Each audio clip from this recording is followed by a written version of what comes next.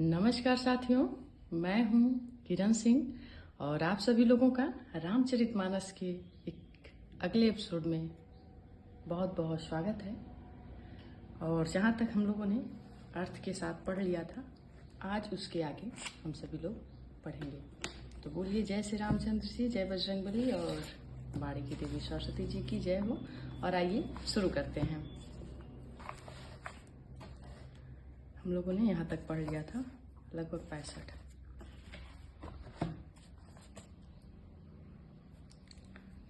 सदा सुमन फल सहित सब द्रुम नौ नाना जाति, अप्रकटि सुंदर शैल पर मनिया कर बहु भांति। उस सुंदर पर्वत पर बहुत प्रकार के सब नए नए वृक्ष सदा पुष्प फल युक्त हो गए और वहां बहुत तरह की मड़ियों की खाने प्रकट हो गईं। सरिता सब पुनीत जलु बहहीं, खग मृग मधुप सुखी सब रहहीं। सहज बयरु सब जीवन त्यागा, गिरि पर सकल करहीं अनुरागा। सारी नदियों में पवित्र जल बहता है और पक्षी पशु भ्रमर सभी सुखी रहते हैं। सब जीवों ने अपना स्वाभाविक वैर छोड़ दिया और पर्वत पर सभी परस्पर प्रेम करते हैं। सोह शैल गिरिजा गृह आए, जिमि जनु राम भगति के पाए।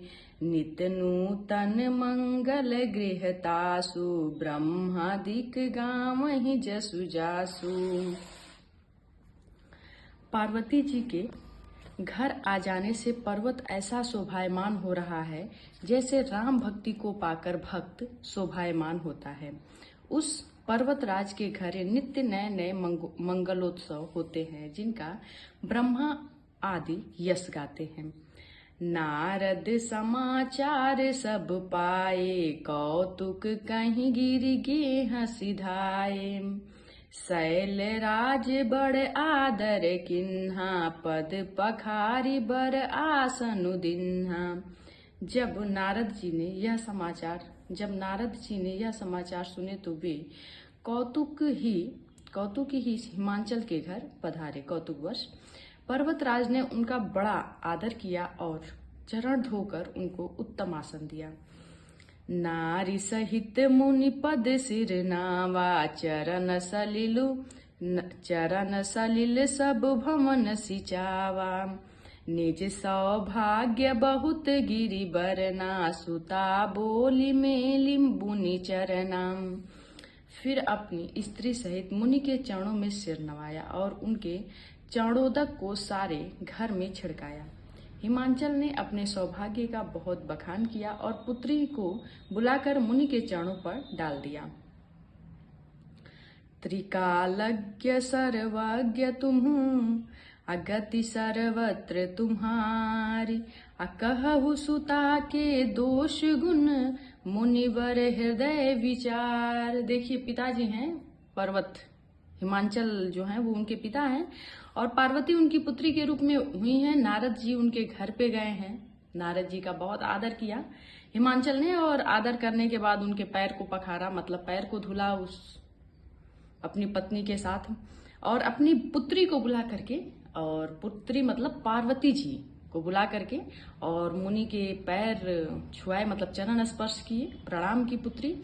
और कह रहे हैं कि त्रिकाल यज्ञ सर्वज्ञ तुम, गति सर्वत्र तुम्हारी। कहो सुता के दोष गुण, कहो सुता के मतलब मेरी पुत्री के दोष और गुणों को मुनिवर हृदय में विचार करके कहिए। और कहा कि हे मुनिवर, आप त्रिकालज्ञ और सर्वज्ञ, त्रिकालज्ञ मतलब तीनों लोगों के भविष्यवाणी को क्या कहते हैं, जान रहे हैं। आपकी सर्वत्र पहुंच है, अतः आप हृदय में विचार करके कन्या के दोष गुण कहिए।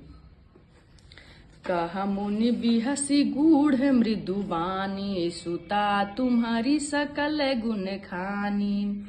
सुंदर सहज सुशील सयानी, नाम उमा अंबिका भवानी। नारद मुनि ने हंसकर रहस्य युक्त कोमल वाणी से कहा, तुम्हारी कन्या सब गुणों की खान है। यह स्वभाव से सुंदर, सुशील और समझदार है। उमा, अंबिका और भवानी इसके नाम हैं। जैसे आप अभी भी क्या होता है, पत्री दिखाया जाता है और एक राशि का नाम निकलता है, तो इसी तरह से इन्होंने बता दिया क्या क्या है कि आपकी पुत्री उमा भी है, अंबिका भी है और भवानी भी है। और हिमांचल जी ने अपनी पुत्री का नाम क्या रखा था? पार्वती तो रखा ही था। सब लक्षण संपन्न कुमारी, हो ही संतत पियहि पियारी। सदा अचल एहि कर अहिवाता, एहि जे जसु पैहि पितु माता। कह रहे हैं कि कन्या सब सुलक्षणों से संपन्न है, यह अपने पति को सदा प्यारी होगी, इसका सुहाग सदा अचल रहेगा और इससे इसके माता पिता यश पाएंगे। होहि पूज्य सकल जग माही, एहि सेवत कुछ दुर्लभ नाही। एहि कर नाम सुमिरि संसारा, त्रिय चढ़ही पतिव्रत असिधारा। कह रहे कि यह सारे जगत में पूज्य होंगी। हो ही पूज्य सकल जग माही, सारे जग में क्या होंगी? पूज्य होंगी। और सेवा करने से कुछ भी, इनकी मतलब सेवा करने से कुछ भी ऐसा नहीं है कि जो दुर्लभ होगा। संसार में स्त्रियां इनका नाम स्मरण करके पति व्रत रूपी तलवार की धार पर चढ़ जाएंगी। शैल सुलक्षण सुता तुम्हारी, सुनहु जे अब अवगुण दुई चारी। अभी तक क्या बता रहे थे? गुण बता रहे थे। अब क्या कह रहे हैं कि शैल सुलक्षण सुता तुम्हारी, कि बहुत सुलक्षणी है तुम्हारी, बहुत गुणी है तुम्हारी पुत्री, बहुत अच्छी है, बहुत इसके लक्षण कैसे हैं? शुभ हैं। लेकिन सुनहु जे अवगुण दुई चारी, लेकिन अब 2-4 अवगुणों को भी सुनो। कोई भी मनुष्य एकदम परिपूर्ण नहीं होता है, कुछ दोष कुछ गुण अवश्य ही उसमें रहते हैं। बस ये है कि आप अपने दोषों को ज्यादा निखार रहे हैं कि अपने गुणों पे विशेष ध्यान दे रहे हैं और उसको बढ़ाने का प्रयास कर रहे हैं। अगुण अमान मातु पितुहीना, उदासीन सब संशय छीना। कह रहे हैं कि हे पर्वतराज, तुम्हारी कन्या सुलक्षणी है। अब इसमें इसके 2-4 अवगुण हैं, उन्हें भी सुन लो। गुणहीन, मानहीन, माता पिता विहीन, उदासीन, संशयहीन, लापरवाह। क्या कहना चाह रहे हैं? जोगी जटिल अकाम मन, अनगन अमंगल वेश। अस स्वामी एहि कह मिलिहि, परिहस्त असिरेख। बता क्या रहे हैं? देखिए, योगी जटाधारी, निष्काम हृदय, नंगा और अमंगल वेश वाला ऐसा पति इसको मिलेगा। इसके हाथ में ऐसी रेखा पड़ी है। सारे गुण भी बता दिए, लेकिन अब ये क्या अवगुण के रूप में बता रहे हैं कि ऐसा इसको पति मिलेगा।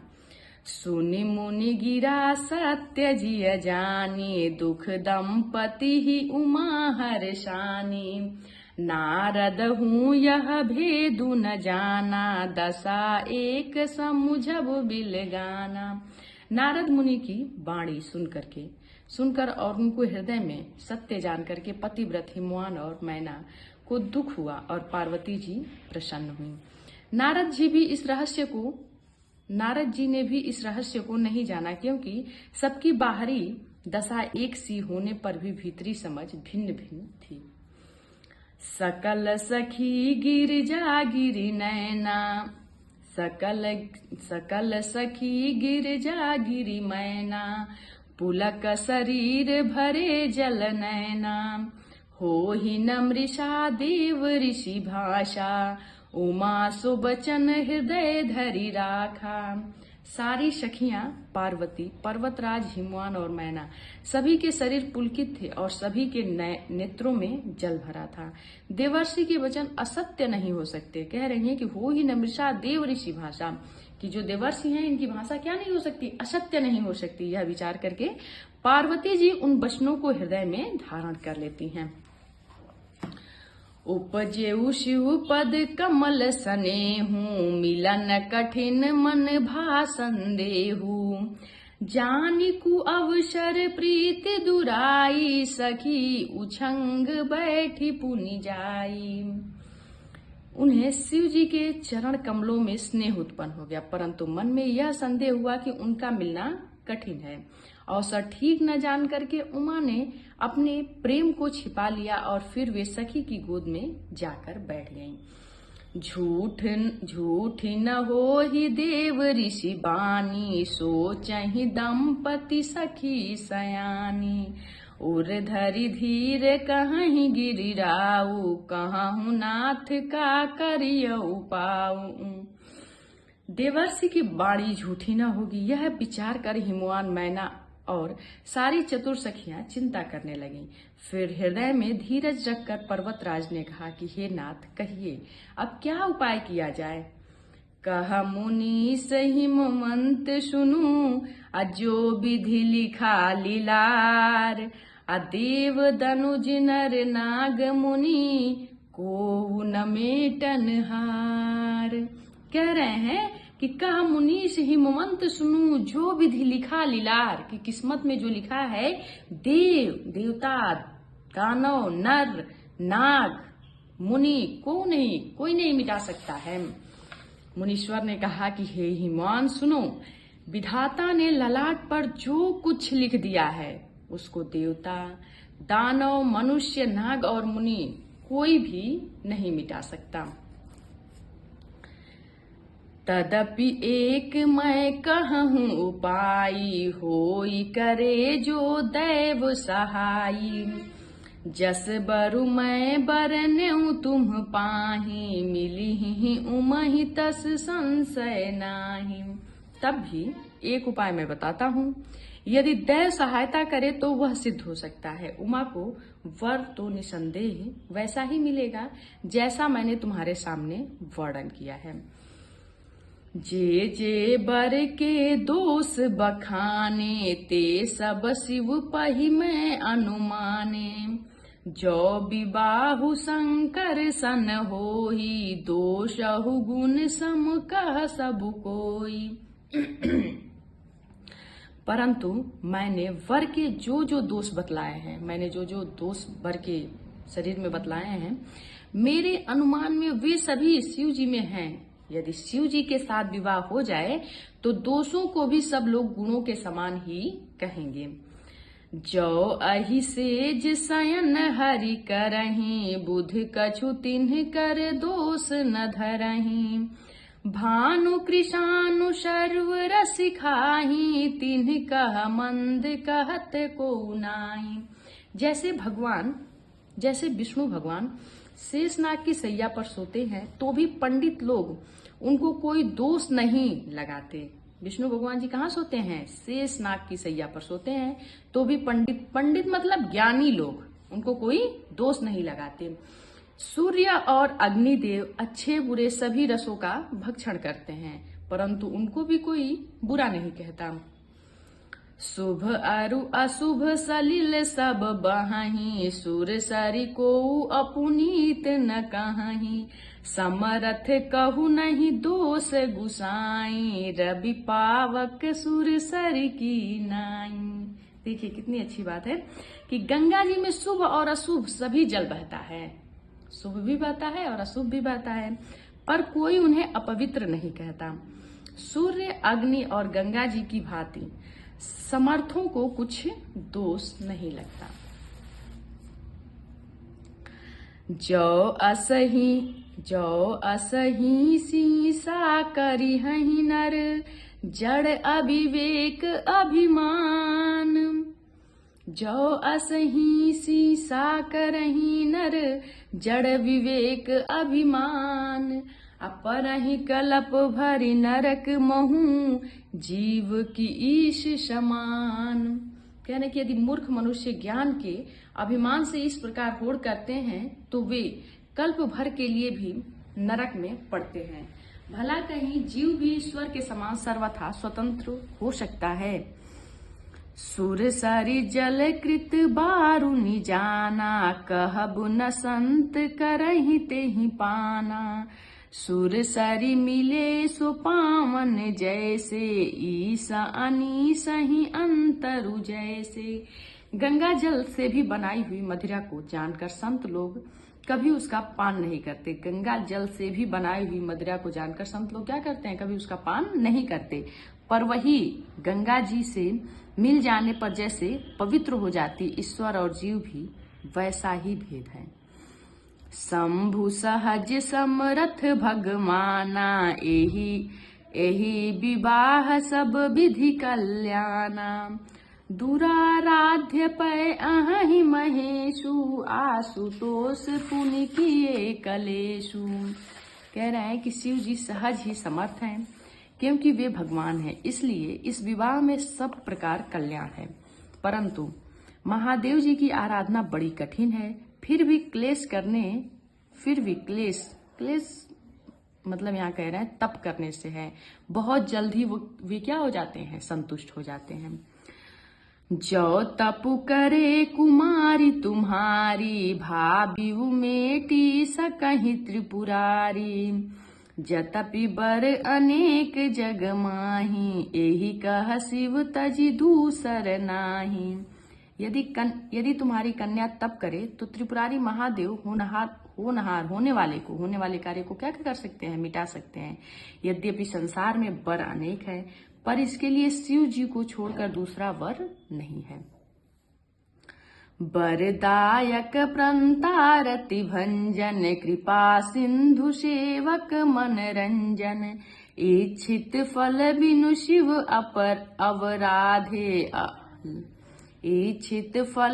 शिव अवराधे, लहियन कोटि जोग जप साधे। शिव जी वर देने वाले, शरणागतों के दुखों का नाश करने वाले, कृपा के समुद्र और सेवकों के मन को प्रसन्न करने वाले हैं। शिव जी की आराधना किए बिना करोड़ों योग और तप करने पर भी वांछित फल नहीं मिलता है। अस कहीं नारद सुमिरि हरि, गिरि जहि दिन आशीष। अहो ही यह कल्याण अब, संशय तजहु गिरीश। कह रहे हैं कि ऐसा कह के भगवान का स्मरण करके नारद जी ने पार्वती को आशीर्वाद दिया और कहा कि हे पर्वतराज, तुम संदेह का त्याग कर दो, अब यह कल्याण ही होगा। कही अस ब्रह्म भवन मुनि गयहूँ, आगिल चरत सुनहु जस भयहूँ। पति ही एकांत पाई कह मैना, नाथ न मैं समुझे मुनि वैनाम। यूं कहकर नारद मुनि ब्रह्मलोक को चले गए। अब आगे जो चरित्र हुआ उसे सुनो। पति को एकांत में पाकर मैना ने कहा कि हे नाथ, मैं मुनि के वचनों का अर्थ नहीं समझा। मैं मुनि के वचनों का अर्थ नहीं समझ पा रही हूँ कि मुनि क्या कहना चाह रहे हैं। जो घर बरु कुल होई अनुपा, करिय बियाह सुता अनुरूपा। न त कन्या बरु रहु कुंवारी, कंत उमा मम प्राण पियारी। कह रहे हैं कि जो हमारी कन्या के अनुकूल घर और वर उत्तम कुल हो तो विवाह कीजिए। कह रहे हैं कि जो घर बर कुल हो ही अनुपा, करिए विवाह सुता अनुरूपा। यदि मेरी पुत्री के अनुरूप सब कुछ होगा तो आप विवाह करिएगा, यदि नहीं है न त कन्या बरु रहूं कुंवारी, कंत उमा मम प्राण पियारी। नहीं तो लड़की चाहे कुंवारी ही रहे, मैं अयोग्य वर के साथ उसका विवाह नहीं करना चाहती, क्योंकि हे स्वामी पार्वती मुझे क्या है, प्राणों से भी ज्यादा प्रिय है। किसी का भी पुत्र या पुत्री उससे क्या होता है, बहुत ही प्रिय होता है। तो यहाँ जो पार्वती जी की माँ है मैना जी, वो अपनी पुत्री के बारे में अपने पति से कह रही हैं। जो न मिली है बरु गिरि जहि जोगु, गिरि जड़ सहज कहीं ही सब लोगु। सोई बिचारी पति करे हु विबाहु, जेहि न बहोरी होई उरदाहु। यदि पार्वती के योग्य वर न मिला तो सब लोग कहेंगे कि पर्वत स्वभाव से ही जड़ मूर्ख होते हैं। हे स्वामी, इस बात को विचार करके ही विवाह कीजिएगा, जिसमें फिर पीछे हृदय में संताप न हो, कष्ट न हो। अस कहीं परी चरण धरि सीसा, बोले सहित स्नेह गिरीशा। बरु पावक प्रकट शशि माही, नारद बचन अनथ्या नाही। इस प्रकार कहकर मैना पति के चरणों पर मस्तक रखकर गिर पड़ी। तब हिमवान ने प्रेम से कहा कि चाहे चंद्रमा में अग्नि प्रकट हो जाए, पर नारद जी के वचन तो झूठे नहीं हो सकते। प्रिया सोचि परिहरहु सबु, सुमिरहु श्री भगवान। अपार्वती निर्मयऊ जिहि, सोई करिहि कल्याण। हे प्रिय, सब सोच छोड़कर श्री भगवान का स्मरण करो। जिन्होंने पार्वती को रचा है वे ही कल्याण करेंगे। ये बहुत ही सुंदर पंक्ति है कि सब कुछ छोड़ करके यदि जहाँ रास्ता न समझ में आए वहां सब भगवान पे छोड़ दीजिए कि जिन्होंने यह कार्य मुझे सौंपा है वही इस कार्य में मेरा कल्याण भी करेंगे। प्रिया सोच परिहरहु सबु, सुमिरहु श्री भगवान। अपार्वती निर्मयऊ जेहि, सोई करिहि कल्याण। अब जो तुम्हाहि सुता परनेहु, तो अस जाय सिखावन देहु। करय सो तपु जेहि मिलिहि महेशु, आन उपाय न मिटिहि कलेशु। अब यदि तुम्हें कन्या पर प्रेम है तो जाकर उसे यह शिक्षा दो कि वह ऐसा तप करे जिससे शिव जी मिल जाए, दूसरे उपाय से यह क्लेश नहीं मिटेगा। नारद बचन सगर्भ सहेतु, सुंदर शब गुण निधि वृष केतु। अस विचारी तुम तजहु असंका, सब ही भांति शंकरु अकलंका। नारद जी के वचन रहस्य से युक्त और सकारण है और शिव जी समस्त सुंदर गुणों के भंडार हैं। यह विचार कर तुम संदेह को छोड़ दो और शिव जी सभी तरह से निष्कलंक हैं। सुनि पति बचन हरषि मन माही, गई तुरत उठी गिर जा पाही। उमहि बिलो की नयन भरे बारी, सहित स्नेह गोद बैठारी। पति के वचन सुन मन में प्रसन्न होकर मैना उठकर तुरंत पार्वती के पास गई। पार्वती को देखकर उनकी आंखों में आंसू भर आए। उसे स्नेह के साथ गोद में बैठा लिया। बार लेत उर लाई, गद गद कंठ न कछु कही जाई। जगत मातु सर्वज्ञ भवानी, मातु सुखद बोली मृदुबानी। फिर बार बार उन्हें हृदय से लगाने लगी, किसको? पार्वती जी को, और प्रेम से मैना का गला भराया। कुछ कहा नहीं जाता। जगत जननी भवानी जी तो सर्वज्ञ ठहरी। माता के मन की दशा को जानकर वे माता को सुख देने वाली कोमलवाणी बोली। सुनहि मातु मैं दिख अस, सपन सुना महु तोहि। सुंदर गौर सु प्रिवर अस, उपदेश हूँ। माँ सुन, मैं तुझे सुनाती हूँ। मैंने ऐसा स्वप्न देखा कि मुझे एक सुंदर गौरवपूर्ण श्रेष्ठ ब्राह्मण ने ऐसा उपदेश दिया है। क्या उपदेश दिया है? करहि जाई तपुशैल कुमारी, नारद कहा सो सत्य विचारी। मातु पितहि पुण्य मत भावा, तपु सुख प्रद दुख दोष नशावा। हे पार्वती, नारद जी ने जो कहा है उसे सत्य समझकर तू जाकर तप कर। फिर यह बात तेरे माता पिता को भी अच्छी लगी है। तप सुख देने वाला और दुख दोष का नाश करने वाला है। तप बल रचहि प्रपंचु विधाता, तप बल विष्णु सकल जग त्राता। तप बल शंभु करहि संघारा, तप बल शेष धरहि मही भारा। तप के बल से ब्रह्मा संसार को रचते हैं, तप के बल से, और तप के बल से ही विष्णु सारे जगत का पालन करते हैं। तप के बल से ही शंभु रुद्र रूप क्या करते हैं? जगत का संहार करते हैं। और तप के बल से ही शेष जी पृथ्वी का भार धारण करते हैं। यहाँ देखिए, समझने के लिए अलग अलग अर्थ हैं। तप बल, तप मतलब तपस्या, तप मतलब संकल्प, कार्य करने की दृढ़ इच्छा।